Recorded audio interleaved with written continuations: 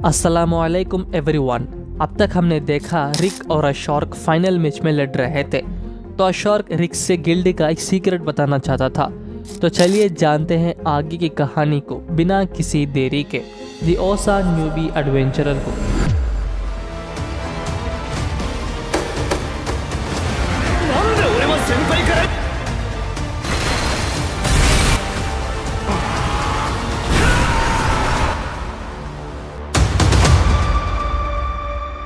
करीब 46 ईयर्स पहले ऑर्क्स अपनी ज़िंदगी गुजार रहे थे। तब अशोर्क सिर्फ 5 साल का था। हालांकि वो सबसे अलग था। उसका काम करने का और सोचने का तरीक़ा बिल्कुल इंसानों की तरह था, और वो इंसानों की बुक्स पढ़कर कम्युनिकेशन और कल्चर समझना शुरू किया। फिर तभी वो अपने लिए ब्रॉडसन अशोर्क नाम चुना। साथ ही वो सबसे स्ट्रॉन्ग था। ऑर्क्स एक दूसरे से लड़कर ही कम्युनिकेट करते हैं, फिर एक साथ मिलकर खाते हैं। लेकिन अशोर्क उनकी ज़िंदगी बेहतर करने के लिए बात करना और खुद ही घर बनाना और इस तरह का सब कुछ सिखाया। फिर एक दिन सब लोग उसे गॉड की तरह मानने लगे और वो सब उससे दूर होते ही जा रहे थे। हालांकि उसके पेरेंट्स और भाई भी। तो वो बिल्कुल तन्हाई की ज़िंदगी गुजारने लगा। फिर एक दिन काफ़ी तेज़ तूफान था। जब वो अपने घर वापस आया था तो वहाँ सब तूफान की वजह से मरे पड़े हुए थे, लेकिन उसे उन लोगों को खोने से कोई फ़र्क नहीं पड़ा, जिसे वो और भी अकेला हो जाता है। इसके बाद एक दिन वो आराम कर रहा था, पर तभी एक एडवेंचरर उस पर हमला करता है, लेकिन अशोर्क उसे डॉज कर लेता है। वो एडवेंचरर ये देखकर हैरान था कि एक ऑर्क बुक पढ़ रहा है और वो बात भी कर सकता है, जिसे वो एडवेंचरर इम्प्रेस हो जाता है और वो अशोर्क के बारे में जानना चाहता था। तो वो दोनों काफ़ी देर तक बात करते हैं। अशोर्क का सपना है कि उसे एक ऐसा दोस्त मिल जाए जो उसके बराबर के लड़ाई लड़ सके, और वही वो एडवेंचरर का सपना है कि कैसर एल्सेपियत को हराना। तो वो दोनों डिसाइड करते हैं कि वो अपने सपने को पूरा करेंगे, और इसी तरह वो अपने लिए एक जगह चुना और ओरिकल कम्फिस्ट शुरू किया। इसके बाद उस गिल्ड में एक के बाद एक स्ट्रॉन्ग मेंबर ज्वाइन हुए। हालांकि हर एक की एबिलिटी अलग थी। अशोर्क हैंड टू हैंड लड़ना चाहता था, लेकिन वो तीनों नहीं कर सकते। तो तभी अशोर्क एक ट्रेनिंग प्लान सेट किया जिसे वो स्ट्रॉन्ग बन सके। अशोर्क अपने सपने को छोड़ना नहीं चाहता था। खैर, रिक ये सब सुनने के बाद पिछले 2 सालों की ट्रेनिंग के बारे में सोच रहा था, जिस ट्रेनिंग में अशोर्क रिक के लिए अपना सारा वक्त दिया और इसके हर हालत में मदद की।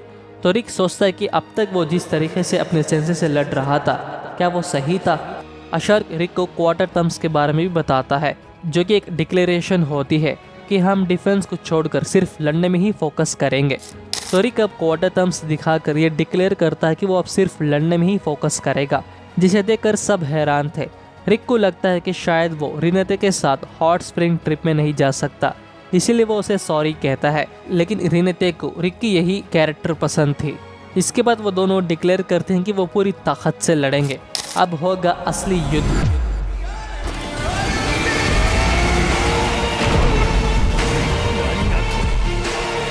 रिक को अब किसी भी चीज़ का डर नहीं था, तो वो दोनों पागलों की तरह लड़ते हैं। एल्डवॉर्फ ऑडियंस के भलाई के लिए उन सब को स्टेडियम के बाहर टेलीपोर्ट कर देता है, क्योंकि यहाँ 2 मॉन्स्टर्स लड़ रहे हैं। ऑडियंस को समझ ही नहीं आता कि यहाँ क्या चल रहा है। रिक और अशोर्क बिना रुके वार करते ही जा रहे थे। रिक का वार ज्यादा था, लेकिन अशोर्क का पंच काफ़ी पावरफुल था, जिसे रिक थोड़ा थोड़ा करके स्लो होते ही जा रहा था। लेकिन वो हार नहीं मानता। अशोर्क बोलता कि चलो रिक, आगे बढ़े।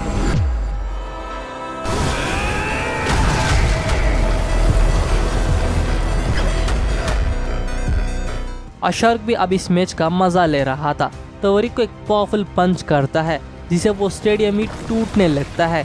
रिक सोचता है कि क्या यही मेरी लिमिट है? क्या सेंसे इससे सेटिस्फाइड है? लगता है वो अभी भी लड़ सकते हैं। रिक अभी भी हिल पा रहा था। एंजेलिका को लगता है कि रिक हार चुका है, तो बाकी सेंसे बोलते हैं कि नहीं, ये बस अभी शुरुआत है। रिक सोच रहा था कि क्या मैं अभी भी इतना अच्छा नहीं हूँ कि उसके बराबर बुलाया जा सकूँ जो उन्होंने मुझे दिया है।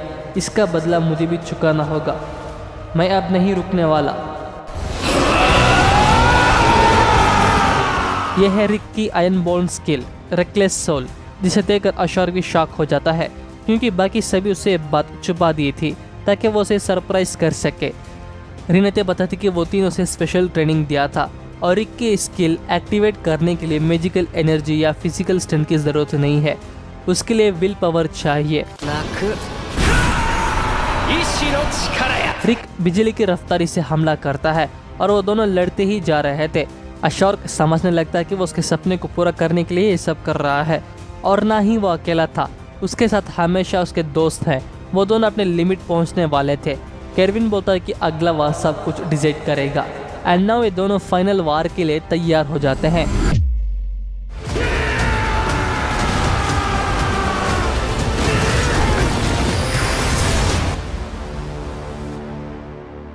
पूरे एग्जिटिंग के साथ देखते हैं कि इन दोनों में से कौन जीता। वो दोनों बहुत ही घायल हो गए थे। रिक हंसते हुए बोलता कि तुम वाकई सच में अलग हो, इतना सब कुछ करने के बाद भी मैं तुम्हें हरा नहीं पाया, और वो बेहोश होकर पड़ जाता है। अशार्क बोलता है कि तुम क्या कह रहे हो, हम यहाँ सिर्फ इसीलिए हैं क्योंकि तुमने मुझे और मेरे सपने को माना, जीत तुम्हारी है रिक। और वो भी बेहोश होकर पड़ जाता है, जिसे फाइनल मैच टाई हो जाता है। करीब एक हफ्ते के बाद रिक को होश आता है और चैंपियन बेल्ट उसके पास ही था। अशार्क बोलता है कि तुमने ही इस टूर्नामेंट जीता है, लेकिन वो नहीं मानता। खैर, अशार्क दिल से सबका शुक्रिया कहता है क्योंकि वो उसके सपने को पूरा करने में मदद की। इसके बाद वो 6 ज्वेल्स का दूसरा स्टोन भी पा लिया था, लेकिन ऑडियंस के सामने रखने के लिए एक डुप्लीकेट स्टोन बना लेते हैं। वहीं दूसरी तरफ स्नैप केविन को बताता है कि रिक और अशार्क के मैच टाई हो गया है और वो दोनों इस टूर्नामेंट से अपना नाम हटा दिया है। तो इस टूर्नामेंट का विनर फिर से केविन ही बन जाता है, लेकिन उसे बिल्कुल पसंद नहीं था। सब सही होने के बाद रिक और बाकी सभी निकलने के लिए तैयार हो जाते हैं। एंजेलिका भी अपना घर जाने के लिए तैयार थी, तो वो दोनों एक दूसरे को अलविदा कहकर जाने लगते हैं। रिनेते हॉट स्प्रिंग ट्रिप के लिए पूछती है, जिसे रिक शर्मा जाता है तो वो वहाँ से भागने लगता है। खैर, रिक सोचता है कि बहुत समय लगा, पर मेरा एडवेंचर बनने का सपना सच हो गया। पर ये दी एंड नहीं है, मेरा अगला सपना मेरे लिए इंतज़ार कर रहा है। और इसी के साथ दी ओसा न्यूबी एडवेंचरर का सीजन 1 एंड होता है। उम्मीद करता हूँ ये वीडियो पसंद आया होगा, तो लाइक एंड शेयर कीजिए। और अगर आप हमारे चैनल पर नए हो तो हमारे चैनल एनिमे बाजार को सब्सक्राइब करके साथ ही बेल आइकन ज़रूर से ऑन कर दीजिए, ताकि आपसे हमारा कोई भी वीडियो मिस ना हो। मिलता हूँ जल्द एक ब्रांड न्यू एनिमे के साथ, तब तक के लिए अलविदा।